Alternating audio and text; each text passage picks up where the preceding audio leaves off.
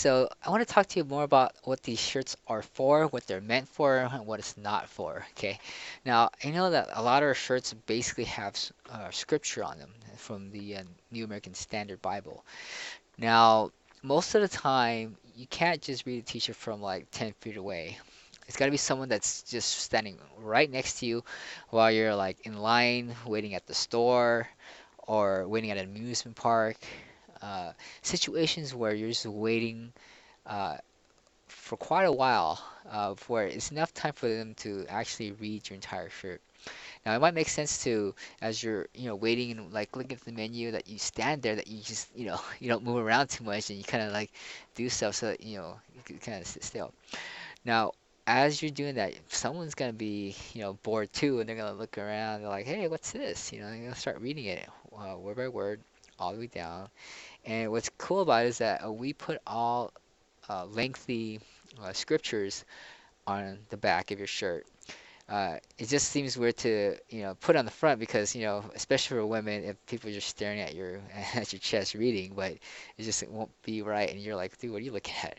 So we designed it so that it's on the back of your shirt, and you don't have to feel awkward or anything, as people just nonchalantly read what you have on your shirt. So it is best because it's like a 5-day course on um God's teaching that it's more appropriate for family, as people that you see on an everyday basis, usually at work. Really, that's kind of where most people are. I know some people do have uniforms at work, so that's if it is, then that's fine.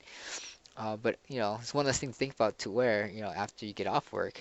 So each day, you can walk by, you can just, kids can come by, or your mom and dad can see your shirt and just read it as you're, cooking, hanging out, preparing dinner or whatever it is. They just kind of like, hey, what's that? They're gonna read it, and you don't even have to say a thing.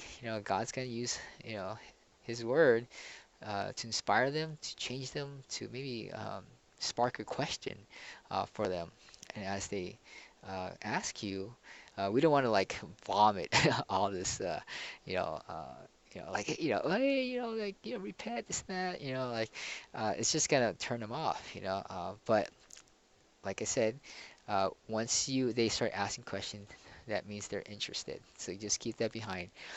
And what you could do is teach calmly, what you know based on their question. Say, hey, just teach calmly, and after you teach it you can ask them a question back. It's like, so what do you think about this? Do you know, you know, if do you think there's a God, that God exists? And do you think that we're, um, uh, broken, or we're in a broken world kind of thing? The whole idea is to help them understand that uh, their heart is, we inherently aren't great people, like that our heart is broken and because of selfishness, this and that, and envy, jealousy, um, our idolatry of things of this world. When things happen, uh, they cleave to it. They're gonna complain. They're gonna, get angry, and those are things that are enslaving them. So as you walk through it, you also understand yourself that the things of this world doesn't captivate us. It doesn't enslave us anymore to things of this world, to sin. Um, I think you might understand, which I'll kind of teach later on. We'll kind of look at some scriptures together uh, in the next couple of lessons here.